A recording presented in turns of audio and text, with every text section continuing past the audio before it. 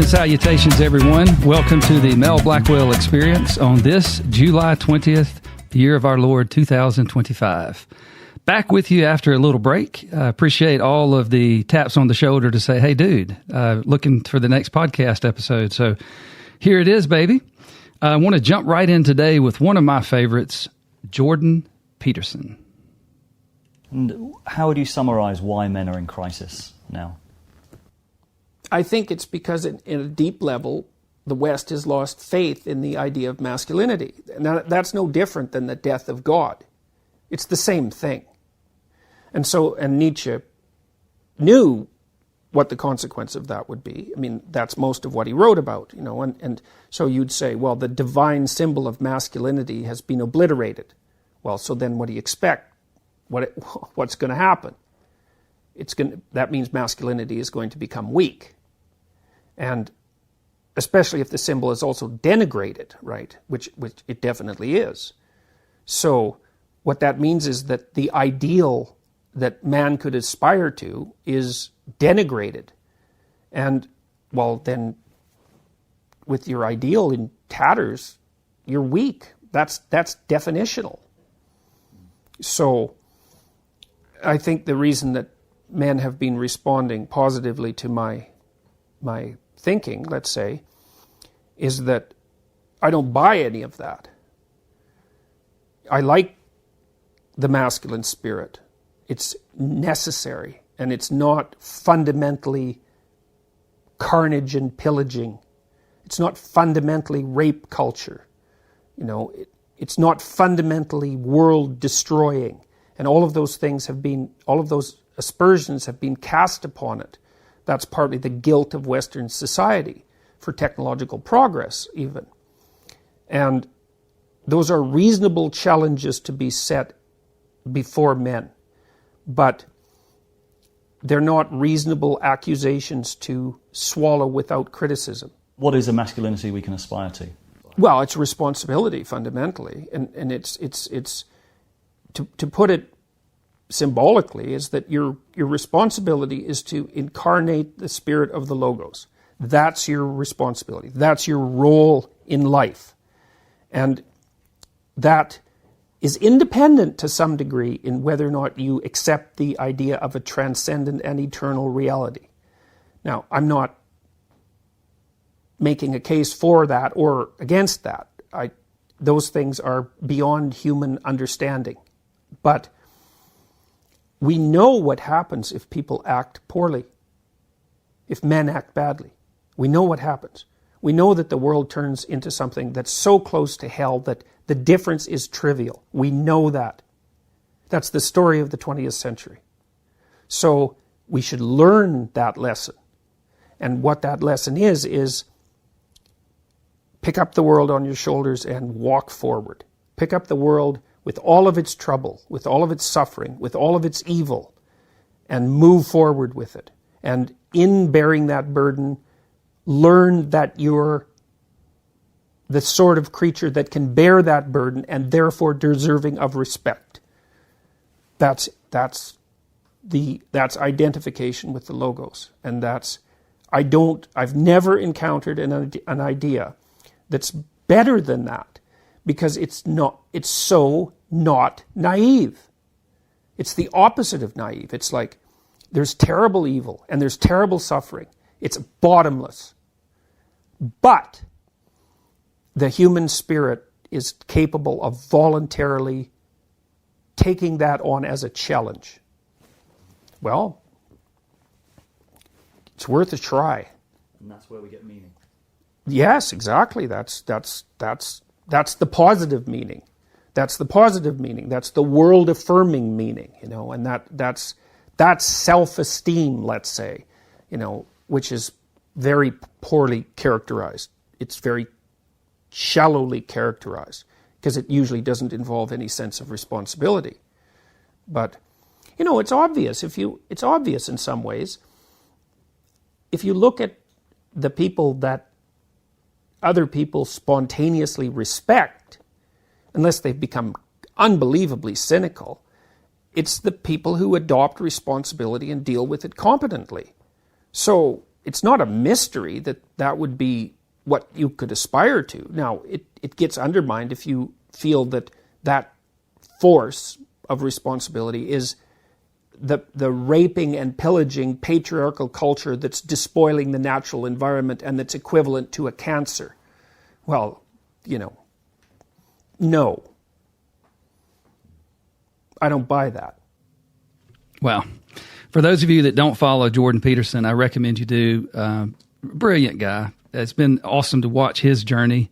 You can, look him up on YouTube and just look at all of the tremendous content. He's actually created a university, which is it's just fascinating. And he's got some incredible coursework. And so I recommend you look at that, because at any age you can go through and kind of broaden your education and knowledge and wisdom. But let's talk a little bit about what he said. It's fascinating that he said that self-esteem kind of finds itself in responsibility, right? In discipline and in moving forward and doing positive things, which I think is very fascinating. So the way we'll tie this in today, I have a couple more clips from him where he really, really narrows in on men. And I will talk about that as well. But specific to like a business best practice, I have something that I came up with years back called the U horse, the YOU, just like you. So you're on the you horse, I'm on the me horse. And it was something that I kind of said out loud, and people, I don't know what they thought. Sometimes when you're coming up with a really good, what you think is a Melism or a wisdom or whatever it is that you're like, wait, hold on a second. This is actually, maybe this is coming from God. This is pretty potent stuff. And you try to say it out loud to people and they look at you like you've lost your mind. But once I baked that thing and it came out of the oven, it actually made a little bit more sense. But, basically, in my opinion, your trajectory of effectiveness as a soul is directly tied to your ability to ride your U horse. And so the very root of the U horse is that you're the only person. You're unique. You have one-of-a-kind gifts and challenges, and you're the only person that's going to walk this earth looking out of your eyes. Everybody else has their unique perspective, and they're the only person walking the earth looking out of their eyes. And it becomes a very individual thing.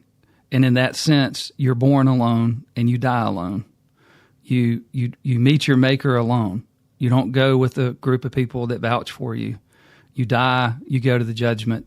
God looks at you, and you're answering to him for you and how you rode your U horse.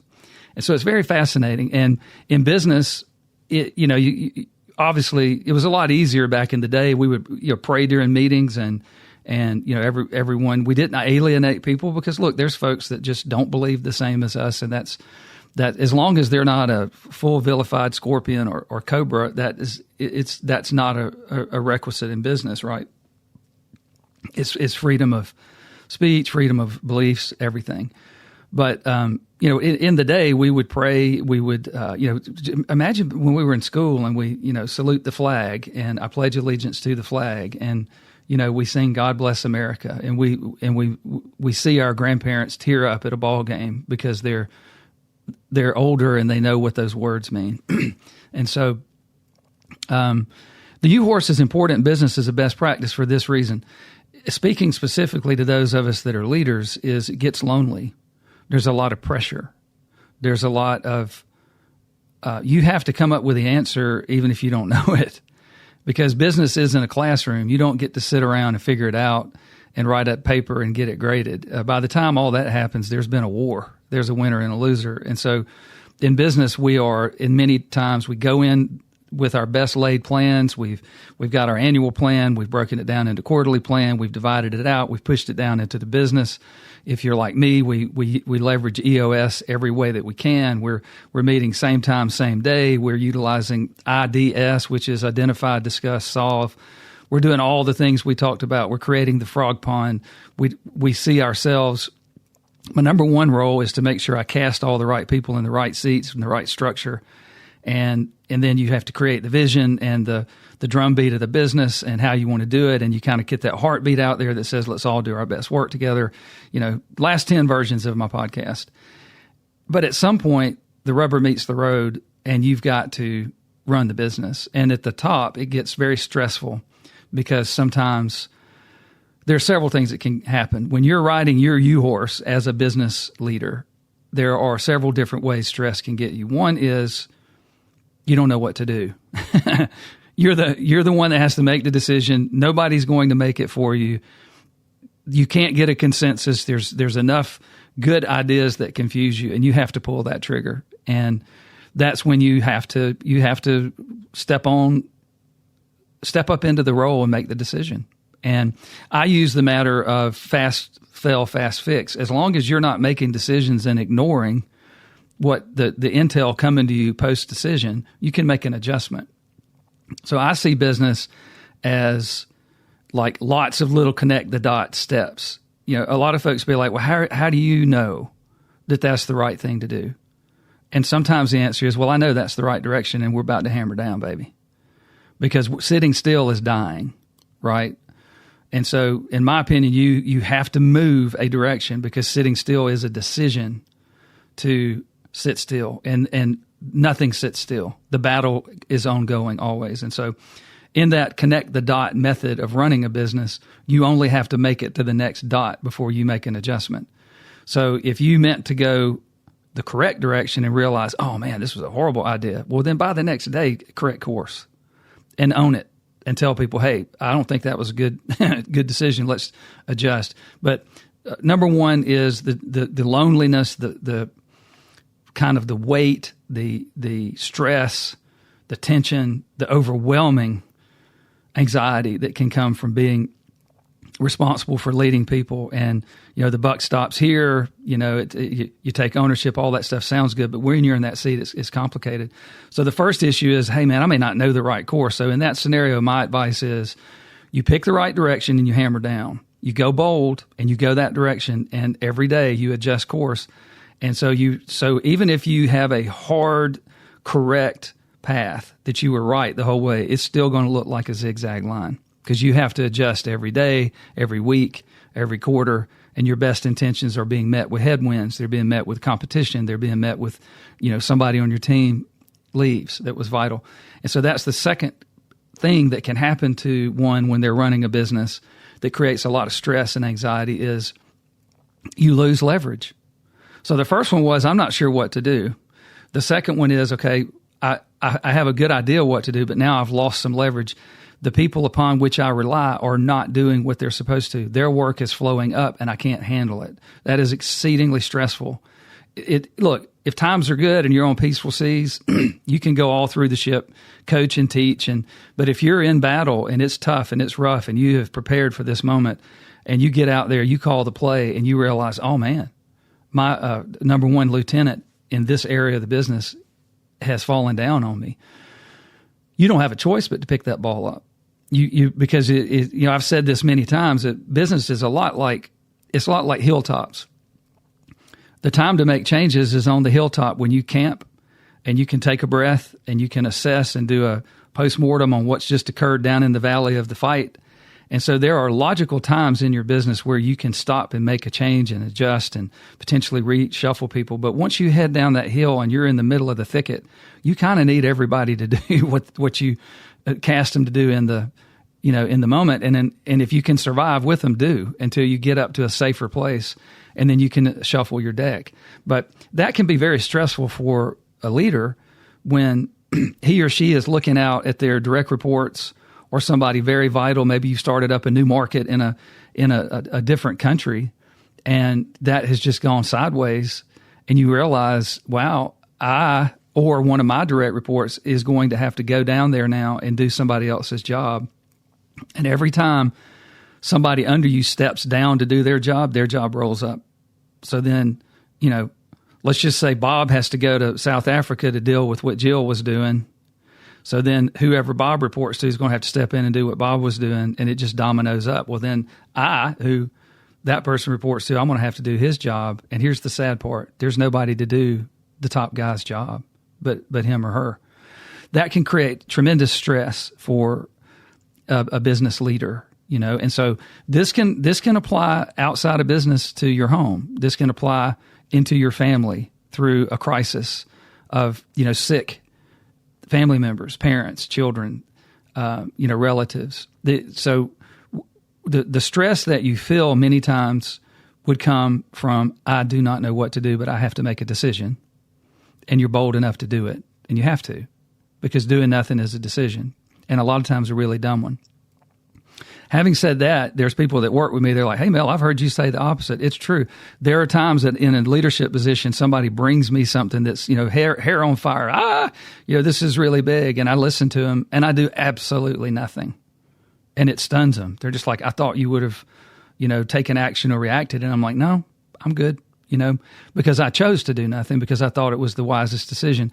And many times those things, they just kind of go away. It's either because it wasn't a high enough priority or because I just felt like, what, you're dumb. You better be tough. You'll figure it out. I assess that I'll be fine. Not sure about you, but go fix it for me. There's times that the action that I might take as a business leader is absolutely nothing. So don't get me wrong. If you choose to do nothing and you felt like it was the right choice and it was a strategy and that you're going to have to modify that every day, you're going to have to connect the dot and zigzag. If that was the right direction, that's fine. I'm not talking about that. But sometimes when you are approached, you're in business, you've lost your leverage, it's incredibly stressful. So what do you do? So let's take those two scenarios. I don't know what to do. I have to make a decision, and doing nothing's not an option. And I feel like I know what to do, but I've lost my leverage. How am I going to pull this off without this entire team doing what they were supposed to? Because you realize the Jenga, you realize the domino effect of failed and or incapable and or somebody quit and just left you a hole right in the middle of the championship game. So best way to handle those things is, in my opinion, I would go back to the U-horse scenario. Okay. You're not born with the owner's manual. The first thing you have to do is come to peace with yourself. Okay. Every one of us have gifts, and it's kind of like for every action, there's an opposite and equal reaction. For every gift, there's some downsides. If you've ever been through something really horrible and dark, you realize that the depths of that pain and what you went through also has an upside. Well, it goes the other way too, right? And so, what makes you great, what makes you unique, it comes with warts. And you kind of have to accept that. That's the epicenter of learning to ride the U-horse. And so the thing is, I have to get better at riding my horse. I can't get worse. I'm going to fall off, make mistakes. I have to get up and get back on. But I can't change horses. This is my horse until I die, right? And this goes to a lot of things, in a society where everybody's trying to change their horse, the whole trans thing. Okay, to me, it's insane. It's quite evil. And I think there's a difference between trying to defy manly constructs where mankind has created rules for us to ride our horse versus God's divine plan. There's a difference. And there are many people that'll jump in front of you and say, I speak on behalf of God's divine plan. And they may, or they may not. But God is cool because he gave us the Holy Spirit. He gave us all the red letters in the Bible, which is God himself, Jesus. And God will help you discern the things that God put in place as his plan versus the manly constructs. You say, well, give me an example. Okay. When Jesus got to the earth, the whole of the Jewish faith at that time, all the leaders, the Sanhedrin, the Sadducees, the Pharisees, the whole lot of them had made a manly construct around a pretty simple, godly, divine plan. And Jesus was irritated at those people from the second they walked up and smelled their breath. He just didn't play around with them. He smacked them around pretty regularly. The reason why is they had put all these manly constructs around a divine plan, and they used those manly constructs to control people. And I believe that bad people will ask you to bend a knee to them to keep the peace. And I believe that manly constructs are they're kind of evil because they want you to bend the knee to the manly constructs, not to the godly plan. And so sometimes those manly constructs align with the godly plan, and it gives, the church people a lot of power, so to speak. But if you focus on the godly plan, you really don't want to defy God's plan. And God made man and woman. And this whole thing about people change your horse, I know your horse was born with a weenie, but we can fix that. It's like, no, what? I mean, that's crazy. And so the first thing you have to do is accept your horse, warts and all. This is what God gave me. I'll be okay. And I think in accepting your strengths and weaknesses, it helps you build the team around your strengths and weaknesses. That's why the second stress factor is so damning to you, is because look, I built my team. I hired my weakness. I've leveraged everybody. I've taught the whole thing. We've created the culture. We've got this, I'm not going to do your job. I'm going to do mine. We don't accept mediocrity and all best intentions. And then somebody gets sick. Somebody's going through a divorce. Somebody has a death in the family. Somebody gets a job offer and they walk and they leave you and you're like, I don't know how I'm going to do this. And what you have to do is you have to have faith in God. You have to have faith in God's plan. And you have to realize that the very essence of best practice is learning to ride your horse and lessening the slope of your own self-inflicted treadmill. We talked about treadmill last episode. It's really a powerful concept. It's amazing. Some people really latch on to something and they're like, man, that was awesome. And other people are like, I thought that was stupid. And that's fair, right? But the treadmill thing works for me and it's worked for my teams because it represents, hey, look, we don't have to make this harder than it is. So when something happens to you that's hard, what you definitely want to do is look at the treadmills going on in your business and say, all right, guys, this is not a self-inflicted slope. This is coming from something we cannot control. This just happened to us. The best way we have to be able to only have the slope of this problem is to remove all self-inflicted slopes, right? So the difficulty of your height together with your team, this is why some of the stress you can alleviate from losing some leverage, a team member going through a tough time, becoming less effective or quitting. Or hey, let's just say they become disabled, whatever, or they're short-term leave. They got hurt at work. They're out. Whatever it is, that is an immediate jank up on your slope of your treadmill. So please look around your business and go, is there any self-inflicted slope going on right now? Because that needs to stop, okay? No tackling ourselves at the goal line stuff, right? So that's the number one thing is you want to seek efficient and smart ways to do everything, and the very essence and core of best practice, start with yourself. Make sure you're not doing things that make your role harder. Make sure you're not defying gravity. I've always said, if you're scuba diving, the one way you can always know the direction is which way do the bubbles go, right? They go up. And so always watch the bubbles in your business and make sure that you're not bringing a level of difficulty to the business because you don't know how to control yourself, because you haven't corrected a habit. So if you're experiencing a lot of stress at work, remove all self-inflicted stress that you have and begin to realize that you are capable. You've got God to help. You can rebuild a team. And for a brief moment, if you've lost your leverage, you have to recast the to-dos. You don't have to do it forever. It's just between this dot and the next dot. So step 2 of this is you're looking at your horse, you're removing your self-inflicted slope. You're not lying to yourself anymore and saying, I can do these stupid things. And, go back to the basics and make sure you're doing the basics. So let's try to re-say all that in the next couple of minutes, and then we'll move on to another clip by Jordan Peterson that I think is pretty cool. You're in a situation that's tough. You seem to have been making really good decisions, and the stress becomes extraordinary because maybe you feel like, I just don't know. The business has gotten harder. What we used to do doesn't work. What you have to do is you have to lean on team in that scenario. Running a business is not a democracy. That's very important. It doesn't work. It's dang sure not socialism. But if you want to be a top of business, if you want to be, even a department, let's say, if you're in a multi-billion-dollar business, running just one department can be a bigger job than owning an entire business of a smaller business.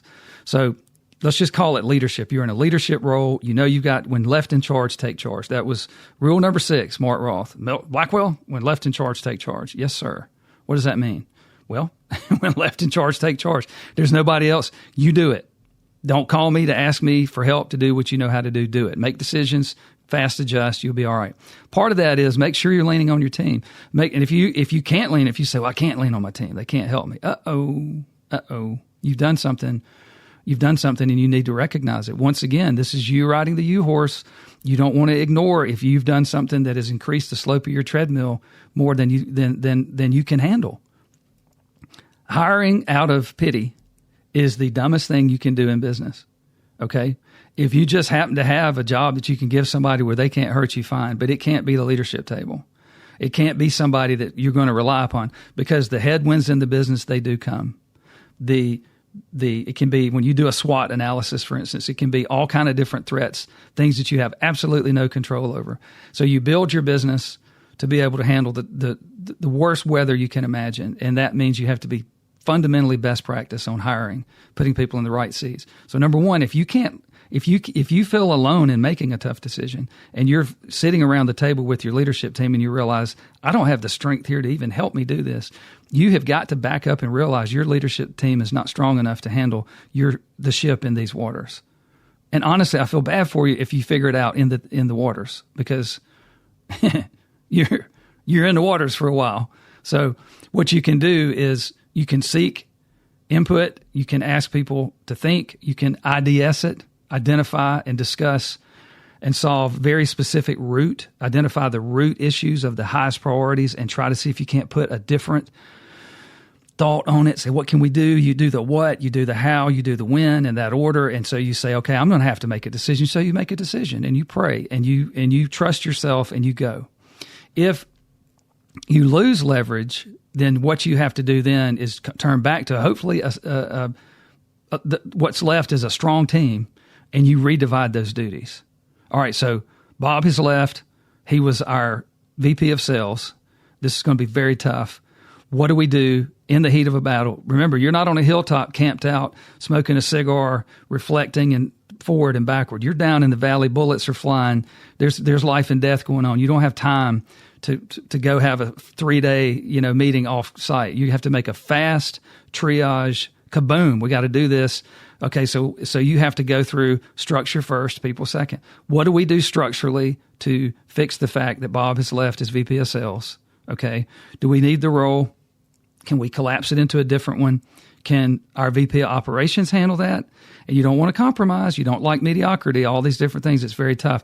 But my point is, the best way to deal with business stress goes back to something kind of like Jordan Peterson said, which is the esteem to make those decisions comes with being responsible.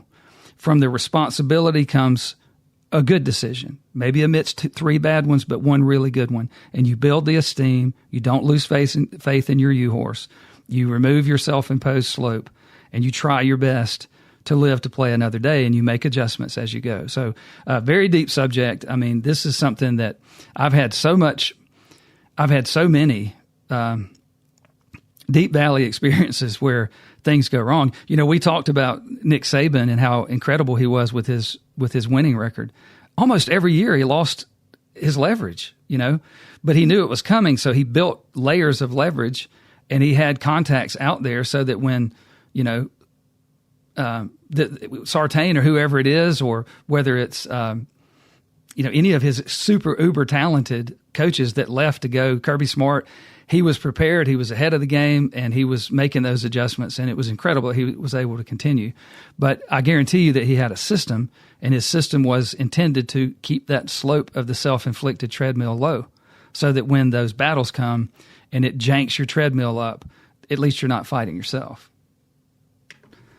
All right. Let's jump back into Jordan Peterson here. And one of the things, our theme today is esteem, being able to trust yourself, your U-horse, and survive through the battles, whatever they may be, because there's time they feel overwhelming. But we also are going to get a little bit into masculinity, because I think it's critical. I think it's very critical. I saw the other day the number one paid actor of all time is a female, which is awesome. I think that's great. But she's playing the role heretofore for, thousands of years would have been played by a man. And I don't want people, I don't care if somebody calls me sexist or whatever, because I'm not, and I'm not. But I don't blame women for learning how to defend themselves and be tough and shoot guns and be a badass, because to be honest with you, back in the day, prior to the modern conveniences, what the mom had to do in the family, most men today couldn't even do it. I mean, just physically. I mean, how about walk a mile down to the creek and haul 100 pounds of water up a hill? How about, take care of everything while dad's off at war or doing whatever, he's doing to support the family. I mean, women have been capable and tough and strong and formidable for the existence of mankind. I mean, most men would die during childbirth. We would just say, kill me. And so I get all that. So I'm not questioning that. What I'm talking about, and I think what Jordan Peterson's focusing on here, is the wussification of men in Western society that's happening simultaneously to the barbaric raising of men in a lot of the other societies, particularly the Muslim societies, and so the non-American Muslim societies. And so you have to be careful with that dynamic, because never in the history of man, when you watch, Patriot, the movie with Mel Gibson, or you watch Gladiator, right?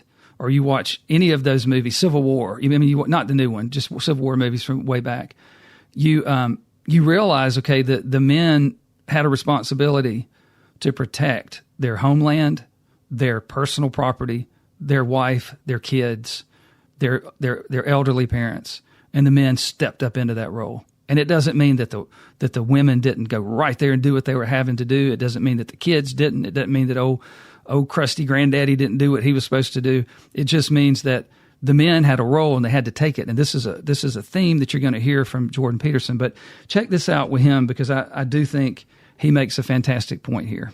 Why are you afraid of being weak? If you make yourself weak, life is very hard. If you make yourself weak and you suffer stupidly because of it, you will become bitter. And once you become bitter, you will become vengeful. And after vengeful, there is no limit. That's one of the things I learned from studying totalitarianism in the 20th century, because I studied it from the psychological perspective, the motivations of the cruelest Auschwitz guard. What was he up to?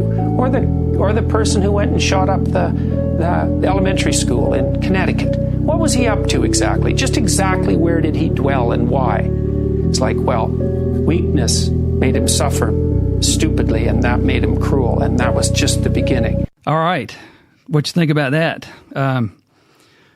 That's some really powerful stuff. So he's tying a lot of what people talk about toxic masculinity in America. Are you kidding? I mean, we've wussified men.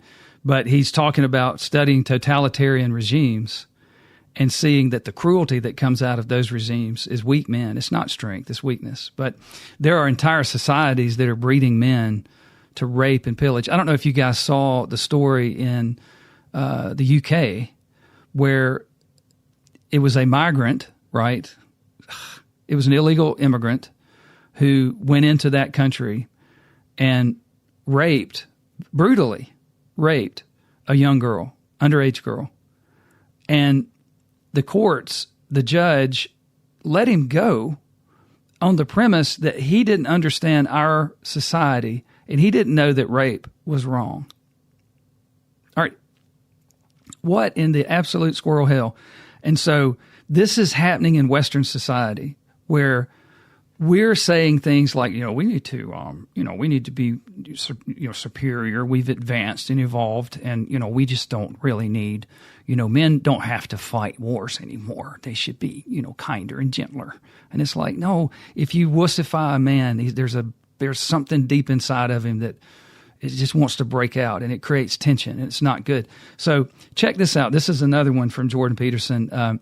he flares off a cuss word in a couple of these, but I think it's fantastic. Just check it out. The other thing a woman doesn't want, and no men really want to have around either, is a man who's actually weak and unskilled, who pretends to be moral and kind, not only to cozy up to women, but also to parade his weakness as moral virtue. You know, I'm not the mean guy, I'm not the bad guy. Well, the reason for that is you're too goddamn weak to manage that. And instead of just admitting that forthrightly and doing something about it, you parade it as a moral virtue. That's awesome. I told you he's going to flare off a cuss word. So, I mean, look, I mean, he's basically what he's doing is he's saying that, you know, the natural order of things. Remember what we were talking about, like there's a difference between manly constructs of what you're supposed to do versus God's divine design of things. God made men, and women, women, and there are differences. And obviously there's you know how you draw the two circles and they overlap in the middle. There are women that could whoop many men's butts, and there are men that could, you know, outsew and outcook a woman. I get all that. I'm not casting any dispersions on any of that. But the role of men in survival in society is under attack by the very same people that have flooded Western civilization with illegal immigrants, who have robbed our treasure chest blind. I mean, they're up there just stealing left and right.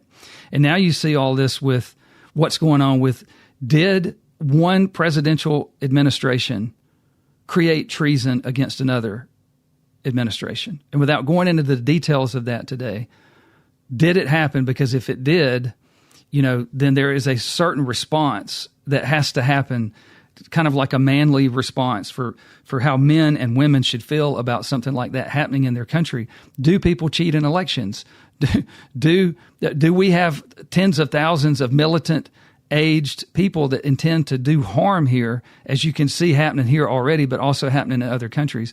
Do you have judges that would say, well, you know, I know that this very evil person raped a 9-year-old girl 20 times and destroyed her life, but yeah, I think I'm going to let him off because I just don't really think he understands that our culture doesn't allow that. Like, what? I mean, just shoot the bastard. It's crazy. And so I don't know, but I want to listen to one more clip from Jordan Peterson. You don't make men safe by making them weak. In fact, they're much more dangerous when they're weak, because they'll stab you in the back when they get the chance, or take advantage of you when they get the chance. You make men safe, let's say, by making them strong, and then by making sure that they're disciplined. It's the men that have the most aggressive and fearless temperaments that can be the best men. But it's like having a very powerful dog. You better discipline it, because otherwise it's going to be a monster. Wow.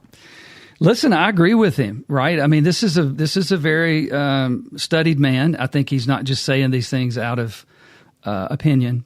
And so, you know, as you look at that, kind of tying this back to what we talked about before, obviously women are just as capable as men at running businesses. I mean, I think that's been proven, even though there's historically more men. So I'm not even going there, but I'm just saying, you know, if you're going to step into that world where you go toe-to-toe in the arena against other men, so to speak, well, then you got to be disciplined. And you have to, like, you know, like I said, your U-horse has the good and the bad and the ugly that goes with it. And it's you, the rider, that learns to tame that stallion. And you keep those lesser good tendencies in yourself in check.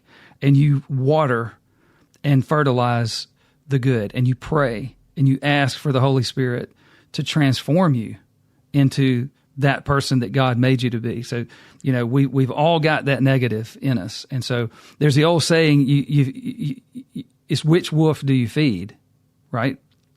You've got a mean wolf in you. Even if the best thing to do is keep that mean wolf, a helpless puppy. But we all have to grow up, and the devil tricks us, and there's evil spirits and all that kind of crap. And there's just a lot of temptation on you from people and forces that you can't even see to do wrong.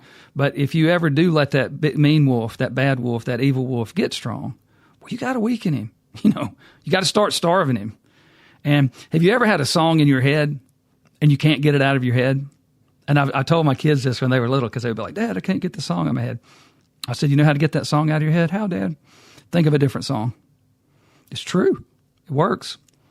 So, I mean, you're just sitting there, my Sharona, and it drives you crazy all day. You might have to think of, it's a brick house. I mean, you have to think of something to get it out of your head. Well, that's part of feeding the good wolf. If you're feeding the bad wolf in your personal life, that bad wolf will show up in your business, and it increases the slope of your treadmill. And so I hope that's helpful. I would like all of us that are within the earshot of my voice to rededicate to let little boys be boys. Let men grow into men, and put the pressure on them to be disciplined, put the pressure on them to be chivalrous, put the discipline and the pressure on them to be good and godly. But that man has the ability to pick up a sword and go toe-to-toe with the most evil rat on the planet, because that's the only way that wars get won.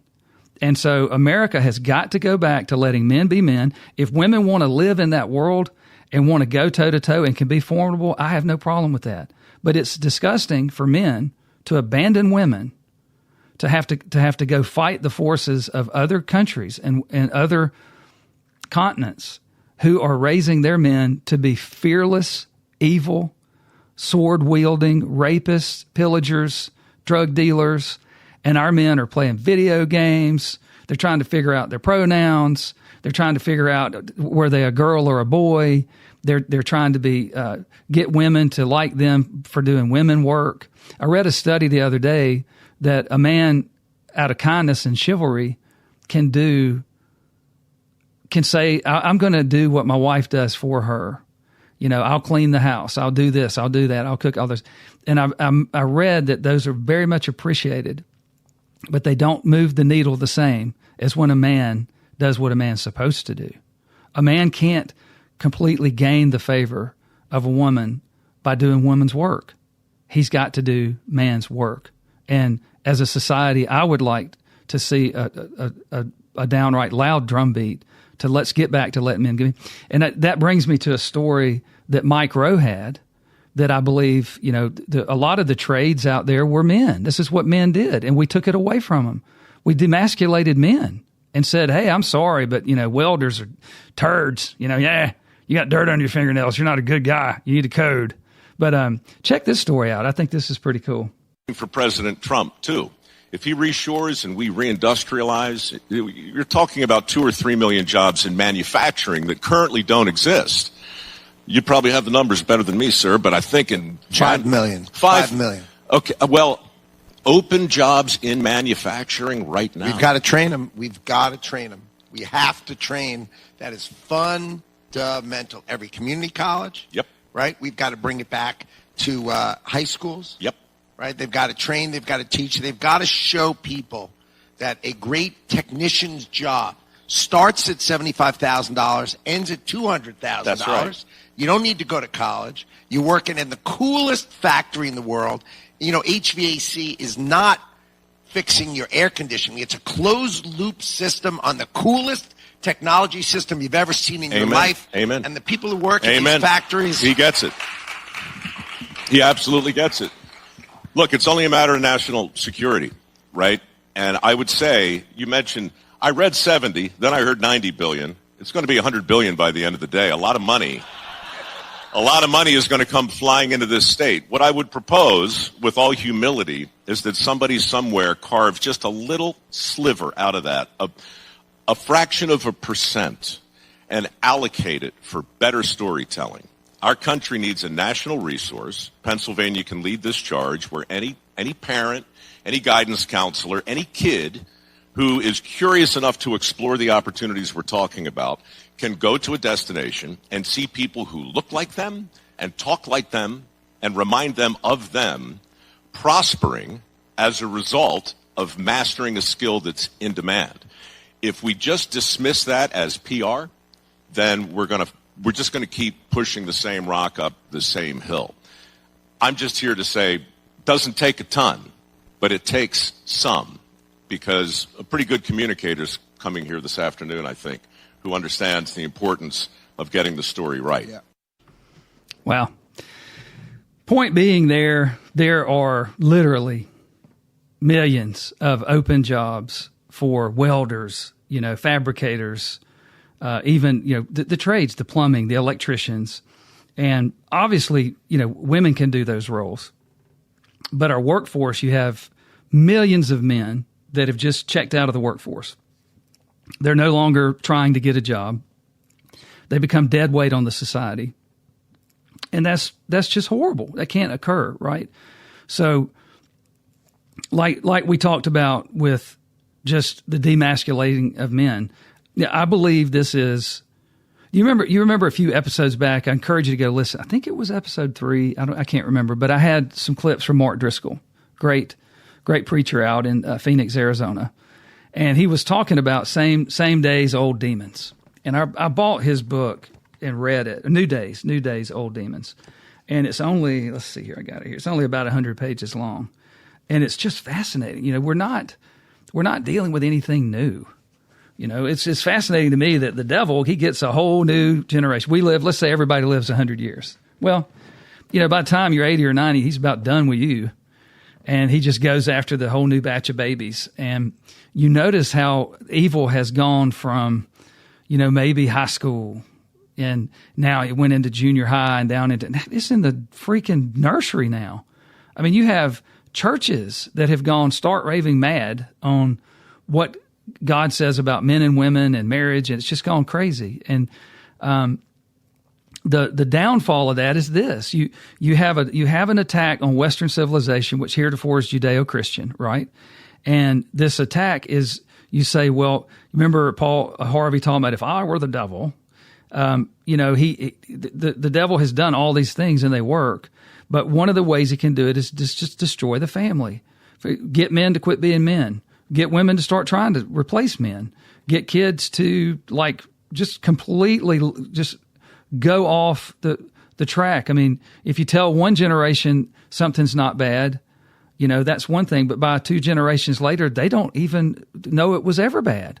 They just do bad things. They don't even know there was ever, a moral code.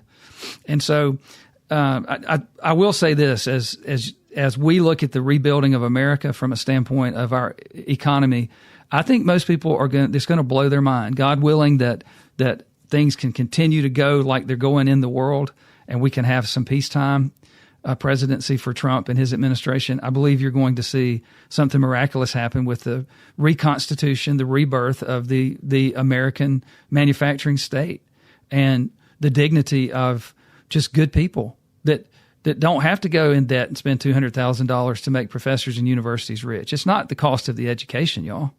It's the cost of the people that are making money off of the education.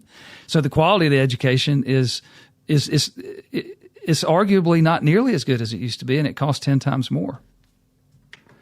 So an important topic here about just the amount of resources that are going out to people that broke the law by coming into the country illegally. And so it's fascinating when you see the arguments. Soon I'm going to do, as a business episode, The Razor, which was, honestly, y'all, it was given to me by an angel. It's not something I say lightly. It took me a few years to come to grips with that. But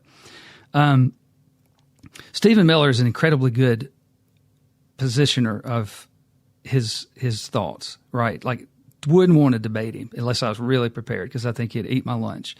But he is really good. And so what happens is somebody wants you to focus on things about the immigration situation, and I call it kind of like the unanswered question. We'll talk about this in a business segment. The very people that are the talk about talking people are also the unanswered question people. They love to throw that question out there that just stumps everybody, just stops progress. It's a good way to halt the change agent. But kind of that unanswered question is, well, what are we going to do with all these moms and children? They didn't do anything. And it's like, dude, you don't understand. The quality of life in America is going to take a huge step down if we didn't stop everything that was going on through those Biden years. So check out what Stephen Miller says here. I thought it was really good. Stephen Miller, is there an internment camp in the Everglades, Miller? There is an ICE facility that provides a far superior level of housing and accommodation than is available to millions of Americans who are living in Section 8 housing and other low-income areas of our own blighted cities, like Baltimore, like Detroit, like Chicago. How many Americans are living in abominable conditions compared to the pristine conditions of our ICE facilities and our Border Patrol facilities? Look, at every turn, illegal aliens have always been treated better than Americans. The difference is, in this administration, they're getting a ticket out of America so that we can take care of our own people. Do you have any idea how many resources will be opened up for Americans when the illegals are gone? No more waiting in line at an emergency room? No more massive traffic in Los Angeles? Your health insurance premiums go down? Your public school classroom size will shrink dramatically. They have more time to educate every student. You won't have to compete for public benefits. If you're down in your luck, you're having a hard time, and you do need to get support from the government, you're not going to be in line behind millions of illegal aliens from the third world. This is going to be such a gift to the quality of life of everyday Americans, Jesse. It's hard to even express the wonders that await for working people. Well, I mean, you had me at no traffic in L.A. If you guys can get that message broadcast loud and clear over there, I mean, I think you'll have a lot of those people in L.A. saying adios themselves. When you're hearing stories, Miller, about people self-deporting, what do we know about how many people have decided to just pack up and leave themselves? Well, based on the labor force data, so as you know, under the Biden administration, all job growth on net since Biden came into office went to foreigners, e.g., they went to the migrants. Under Trump, all job gains have gone to Americans. Looking at labor force data, we believe there's already been 1 million self-deportations. Wow. So we are well on our way here. If we stay the course, Jesse, and if illegal aliens understand the consequences of staying versus the opportunities of leaving, we're going to see millions and millions more self-deportations. Because if you stay, here's the consequences. You face sudden arrest, sudden deportation. You face the potential garnishment of all of your income, all of your wages, the loss of your property, incarceration and imprisonment for immigration and other crimes. If you choose to self-deport, you can go back home. You do have the opportunity to apply for legal entry if you wish to do so in the future, and you're going to get a $1,000 check on your way out. So this is a very clear choice, and we're seeing over 1 million illegal aliens are clearly choosing just to go back to their countries. But look, at the end of the day, what this really comes down to is this, Jesse.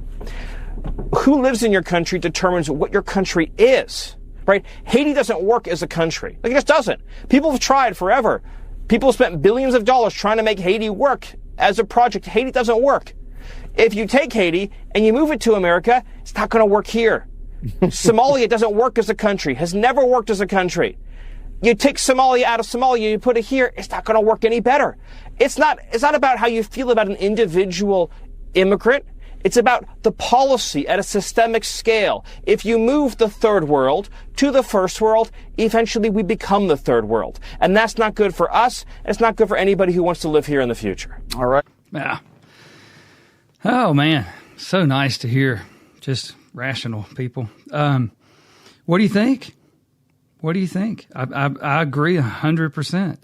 You know, these people that have moved heaven and earth to flood Western civilization from the most broken parts of the world, where they even if you wanted to save the world, this would not be the way to do it. It won't work. All you're doing is, imagine having a family and you say, wife, husband, decide, we have 4 kids and we want to help the bad kids in another part of the world. Let's just move all those bad kids into our house and we'll help them. I'll never forget my grandparents, my parents, when I was younger, they made it real clear that if you hang around bad people, they're going to rub off on you. You're not going to rub off on them. And I believe that pairs out pretty well in the Bible. Although, Jesus would go and, eat dinner with sinners. He did not participate in their sin. He didn't participate in their way of life. He called them out of it. And so it's very silly to think we'll just move all of these third world problems into our country and be a better country. It's like, what are you talking about? And then with the media not telling us the truth, that's a whole other thing. But I thought this is an interesting short clip from J.D. Vance. I was talking with a friend recently, and we were talking about, one of the big dangers in the world, of course, is nuclear proliferation, though, of course, the Biden administration doesn't care about it. And I was talking about, what is the first truly Islamist country that will get a nuclear weapon? And we were like, maybe it's Iran, maybe Pakistan already kind of counts. And then we sort of finally decided maybe it's actually the UK, since Labour just took over. But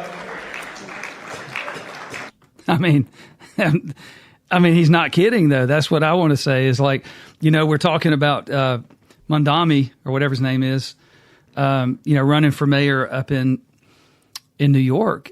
I just don't understand people. I don't understand. We've listened to the media for so long. This guy's really bad. I mean, he is really, really bad. And when you look at the things that he said, Zoran, did you really mean these mean bad things? Oh, no, of course not. I'd like to run for mayor. It's like, dude, he has said crazy stuff. Zoran Mamdani. I don't know why I can't say that. But just what he said about we need less white neighborhoods. We'll just zone them out. Taking private property and just annexing it. You just take it from the government, just takes it and turns it into public housing.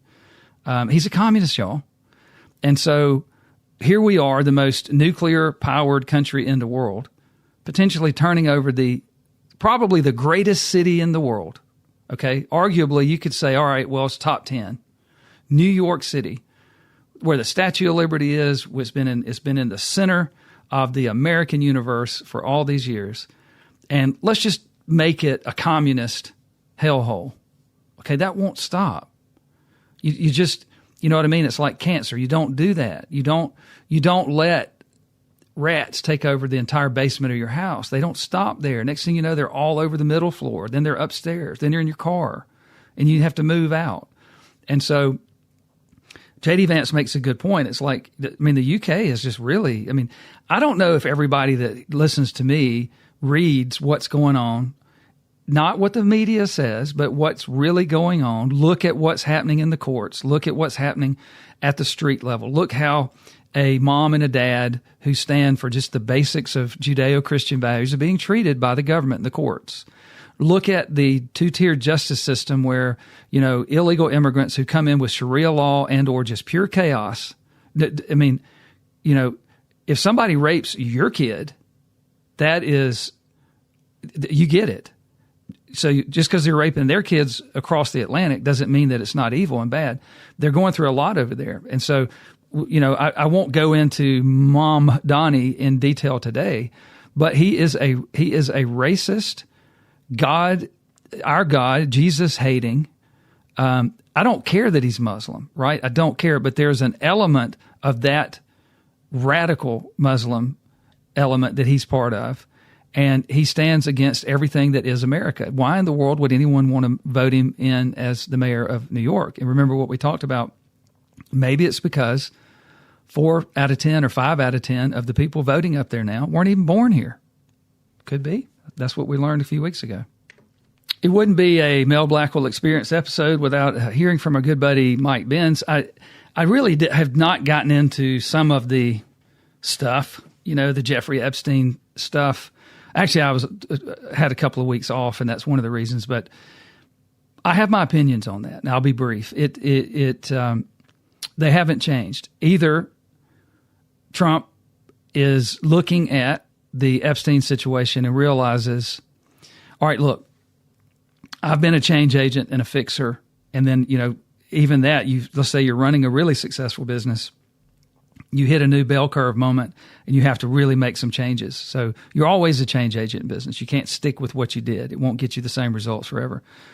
Maybe Trump was looking at that and said, hey, if I did pull the plug on this Epstein thing, it's going to ruin my ability to do anything. And Trump's selfish and everybody's like, he's a narcissist and all that. So whatever. But he's a hell of a good doer. He is unbelievably capable, and it's unreal what he's done in 6 months.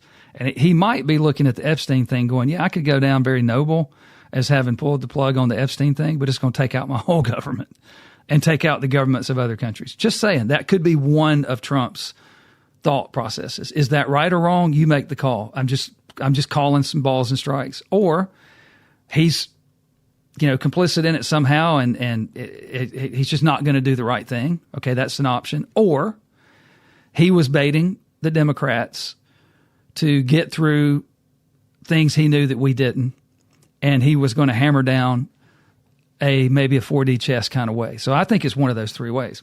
With things that happened this week, now you're starting to go, he might be going a little deeper down than we thought, and we might actually be looking at seditious conspiracy coming out of the Obama administration going back to 2016. Wow. Right? Wow. I don't know how many of you guys read the Epoch Times, however you say it. Particularly during 16, during COVID, I read them a good bit because they were pretty, they were calling some really good strikes there, balls and strikes. But they published a very comprehensive, it was like a photo diagram, like a flow diagram in 2016 of exactly what was going on with what they were calling treason and conspiracy, and what the Obama administration did to try to keep Trump from being elected. But if you can't keep him, then let's run him out of Dodge and let's just neuter him. And that's wrong. You can't do that, right? You just can't do that. And if you do that, I don't care who you are, you should be held accountable. But they got it right. Go back and look at that. See if you can look on X or Twitter, whatever. Look and see if you can find that 2016 diagram. But check out our good buddy Mike Benz. This is about 4 minutes, so hang with me or just fast forward if you don't like it. But he talks about to Joe Rogan, about what Obama actually did. Are you familiar with the Smith-Mundt Act? Is that the 2011, 2012 thing where Obama allowed people to use propaganda against United States citizens? Yeah, that was what was done then under Obama was the effective repeal of it. It was called the Smith-Mundt Modernization Act. But the modernization got rid of the whole purpose of it, the firewall, because at the time the media and media control was seen as the linchpin crux of winning the Cold War, piping in pro-U.S. Media influence because everything moved after World War II from kinetic warfare and military occupation. We used to militarily occupy the Philippines, for example, after we won the Spanish-American War. But that was banned under international law, territorial acquisition by military force in 1948. So we had to win elections, and we had to influence the passage of laws in foreign countries by having an apparatus inside those countries that influenced the hearts and minds of people, which influenced who they voted for, which then determined the government. So you had to move towards political vassalage rather than military occupation. And what the Smith-Mundt Act did is, simultaneous with the creation of this in 1948, Congress recognized the Frankensteinian monster they were creating by authorizing a covert, permanent Department of Dirty Tricks, and this is their phrase, not mine, to do this cloak and dagger, to infiltrate and co-opt the universities, the unions, the media, the politicians, the judges, the whole swarm army. What I have been calling for a long time the USAID Truman Show, because it's, these people in these foreign countries have no idea, how many of the things they interact with that are effectively a movie set being constructed by the U.S. State Department and its sister influence orgs. But the point that I'm getting at here is the Smith-Mundt Act in 1948 said, okay, you guys can do this. State Department can do this. CIA can do this. USAID, when it came along 13 years later, could do this. But so there was a guy named Frank Wisner who was known as one of the godfather figures of the CIA.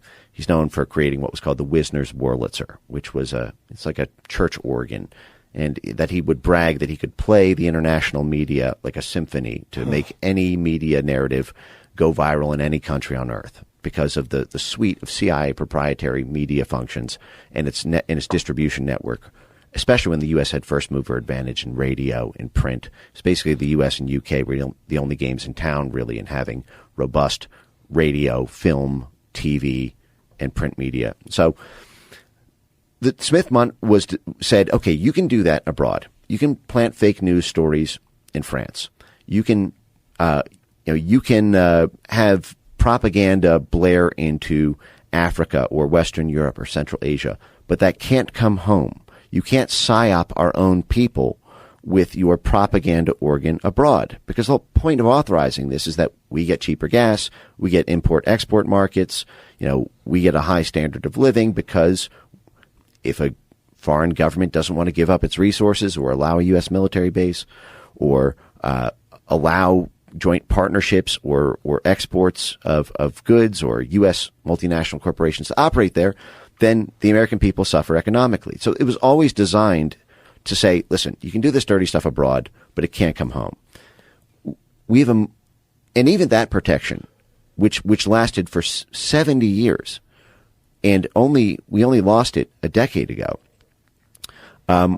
We're up against a much actually deeper, darker problem with this USAID scandal, and as people will see increasingly, the scandals that will break open at the Pentagon and the State Department, which is that we have a Smith-Mundt problem for funding and operations. It's not just propaganda. The blob, our foreign policy establishment, can fund groups that effectively work with prosecutors domestically, or that work at media, dual use. We give them foreign grants to do media propaganda abroad, but they operate here. Or social media censorship, to coerce foreign countries to pass foreign censorship laws that explicitly and are intended to attack U.S. social media companies and in U.S. peer-to-peer speech. So we need that protection. If we're going to keep this function at all, we need a hard firewall and absolute grotesque penalties for any violation. Mm-hmm. All right. As usual, smart guy. Look, that's not getting as much play right now. Everybody's excited because Tulsi Gabbard has released, her DNI disclosures, Department of National Intelligence. And so this is important, though, because one of the things that Obama did is he repealed that act, right? So he repealed it, the Smith-Mundt Act, and that allowed that chicanery that we did for 60, 70 years all around the world, that one could say, well, we had to do it for the good of America. Okay, so let's just say that's true. It was never legal to turn that ray gun at our people and begin to propagandize them, and for one party or the other, or one president or the other, be able to do that. And they have. It's so easy to see. They've destroyed the West. And due to Trump and the Make America Great Again patriots on the our side of the aisle, so to speak, which I can't even believe that everybody isn't. What's wrong with Make America Great Again? They have kind of thwarted it here, but you can see it. You can see the smoke from all those fires lit all around the world, and you can see it here. We have all of these millions of illegal aliens here. Okay, we have no doubt rapists, murderers, drug gangs. You have on our side of the border, you've got NGOs that are just as evil as the drug cartels are in Mexico on their side of the border, because in order to hand it off, they have to hand it to NGOs on our side. So point being, this is very important, something for you to look at and understand, that laws were changed to allow this to be quote unquote legal. And we have to get that changed. And so keep an eye. The news is just rampant. Every news show is talking about whether or not the Obama administration to be prosecuted or not. So I won't go into that. It's a little early to tell. It's going to take some kahunas to go through with that, if that's what the intent is. And so we will see, right? Before I go, we have one thing that did happen. A lot of things happened this week because it's Trump's term, but the Genius Act passed, we mentioned that, which is great because it makes America the cornerstone, the safe space for stable coins, right? And so just real quick, what that does, one of the biggest threats that we had, Trump had said that losing the dollar dominance would be akin to losing a world war. And I agree. I really do. That's not an overstatement. So we've been able to do the things we have as a country to maintain these high levels of debt because of the dominance of the dollar. It basically meaning that the transactions that occur all around the world occur in the currency of the dollar, right? So it's it's not the gold standard, but it makes the dollar stable, even though we've done everything we can to go bankrupt over here. But it mandates a 1-to-1 backing of stable coins with U.S. dollars or treasuries. So this also gives the Treasury the ability, a market for selling T-bills, right? To not just the Japanese and the Chinese, but it takes on the challenges that BRICS was doing. Okay, it modernizes financial infrastructure. It enables instant settlements for payments. It upgrades the decades-old system that the U.S. used. It makes it more efficient, and it's a blockchain-based global finance.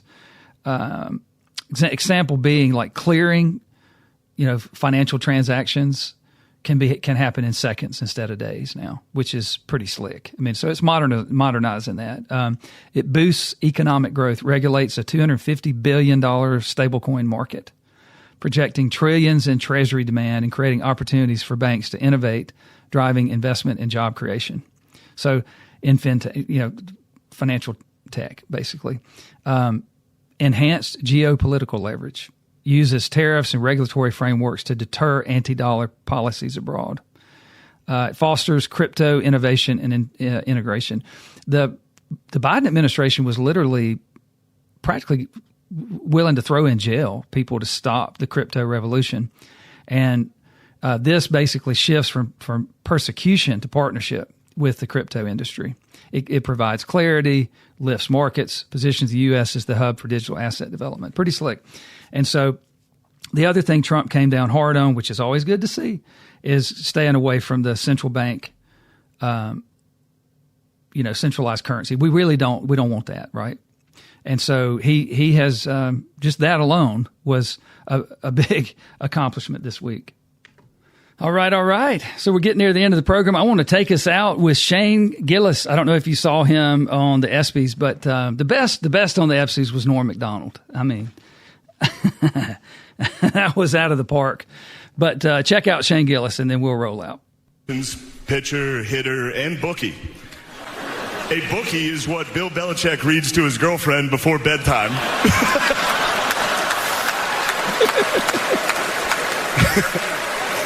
They do. They read The Very Horny Caterpillar, The Little Engine That Could But Needed a Pill First, and of course, the classic Goodnight Boobs. That was my favorite one. Also, I'm not trashing Bill Belichick. First off, he's 73 years old and he's dating a hot 24-year-old, and people are criticizing him? What happened to this country? We used to be a great country. He won 6 Super Bowls. Yeah, he's dating a hot 24-year-old. Maybe if you guys won 6 Super Bowls, you wouldn't be sitting next to a fat, ugly dog wife.